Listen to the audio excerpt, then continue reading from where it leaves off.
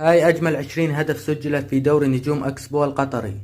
في المركز العشرين هدف مروان لوداني من أم صلال في مرمى نادي الشمال. في المركز ال19 هدف عمر الصوم من العربي في مرمى الوكرة بتسديدة رائعة. في المركز ال18 هدف روجر جيديس من الريان في مرمى الأهلي بتسديدة قوية. في المركز ال17 هدف مايكل أولنجا من الدحيل في مرمى معيذر سجله بالكعب.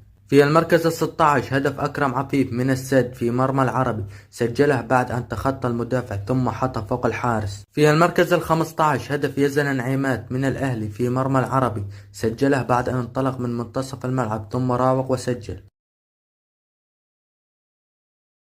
في المركز ال14 هدف جابرييل بيريرا من الريان في مرمى المرخية بتسديدة قوية من خارج منطقة الجزاء. في المركز ال13 هدف أسامة طنان من أم صلال في مرمى المرخية بتسديدة لا تصد ولا ترد. في المركز ال12 هدف